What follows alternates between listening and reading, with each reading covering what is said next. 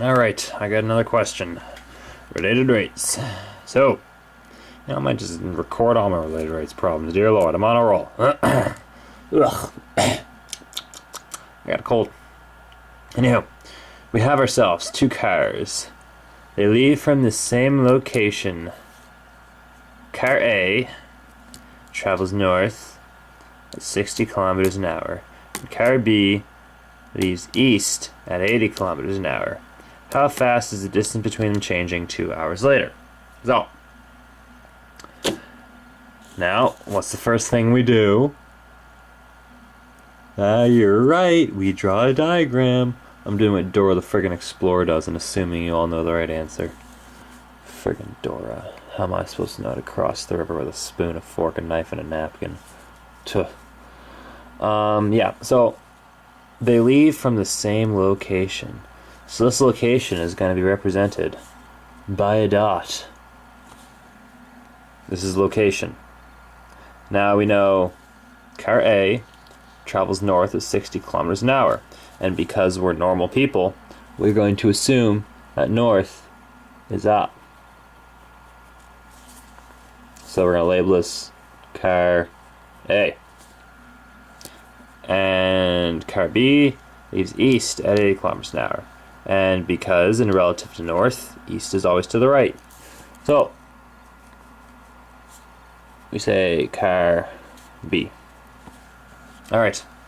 And well, I think I see something in here. Something amazing. Something beautiful. I think it's a right angle triangle. Oh my gosh. Yes, it freaking is. Oh my god.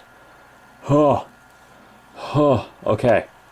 Whew, I just got a little excited there. Jeez, I gotta calm down. All this math is getting me riled up. Anywho, I'm going off topic. That's not good. So, let's look at our given values. We know that we have car A traveling north at 60 kilometers an hour. And car B traveling east at 80.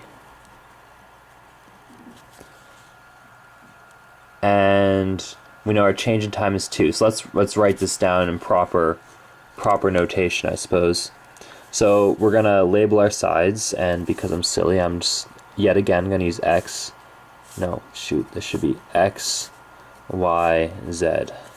The reason I switch these around is because I usually relate Y as being up, down, and X as being left, right. So, and then we have a Z there, and just do not mistake that for a 2. Oh. So we know that our dy dt, our change in y over change in time, is, well, it's car A, and car A is changing at a rate of 60 kilometers an hour. So we know our change in y over change in time is 60.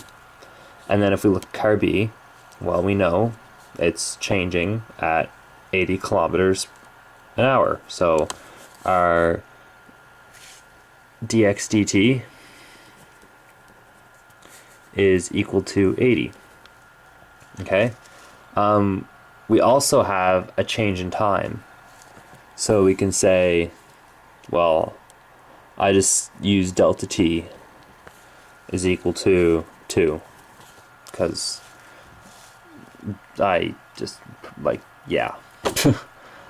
So, what equation are we going to use? What friggin' equation are we going to use? Well, considering we're working with a right angle triangle, there's one equation that we can use, and that is a squared plus b squared equals c squared, or like in the previous video, x squared plus y squared is equal to z squared. Now, last time we had some z variable that was static, it didn't change because we had a ladder. This time our z variable is changing in length. So we're just going to go right ahead and differentiate this to find the derivative. So let's just go crazy. Let's go crazy and do this. So we're going to take the derivative. So z squared, power rule, it's just power rule. So 2z dz over dt. Do not forget these things right here. They're freaking important. 2x over dx, 2x dx dt plus 2y dy over dt. Now, if you look at this, the only variables we actually have are dx dt and dy dt.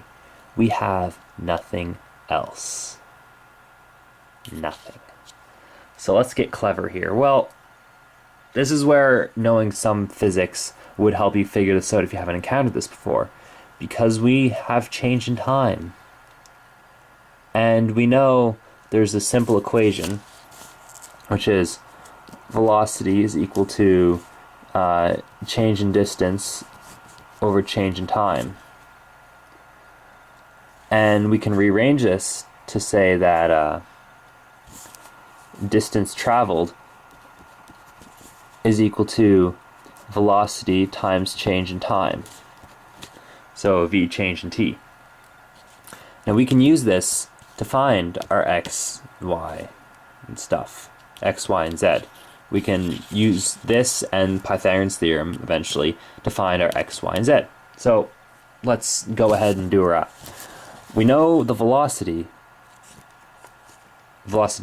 of our both our vehicles. So let's start with 60.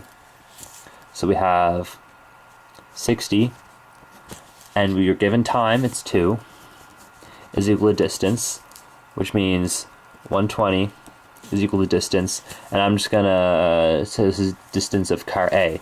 I'm just gonna give a subscript of A. And then we also have 80 up here times 2, so 80 times 2 is the distance, which means 160 is equal to distance of car B, which is respectively just equal to y and x. Alright, simple enough. So we have our x and our y. Now we can take these and use Pythagorean's theorem to get z. So we're going to say, I'm just going to write this in the notation I prefer to use it. So x squared plus y squared. That's how I prefer to write Pythagorean's theorem instead of saying just z squared is equal to x squared. So y squared, just because I just do, okay? So we're going to say the square root of 120 squared plus 160 squared. Those are big old numbers. So, like any mathematician, I keep a calculator in my pocket. Alright, let's do this. So, 120 square. Oh, I should turn this on. You know, having a calculator that's turned on usually helps in the process of calculating. Plus 160 squared. That, alright, square root answer. And we're going to get 200. So z is equal to 200. So now that we have all of those, we can go back up to this equation. And we're going to have to isolate dz dt, because it's what we're looking for, and we now have everything else. So we're just going to divide this 2z over, so divide by 2z, and this cancels with that, and we're going to end up with this bad boy right here. Put brackets in for simplicity's sake. So we're just going to do some good old algebra here. I'm kind of running out of room, so this should get fun. So 2, and we know x is 160. We know dx dt is 80 plus 2. We know, my computer's being silly. Y is 120. And we know dy dt is 60. And that little 60 just chilling over there on the end.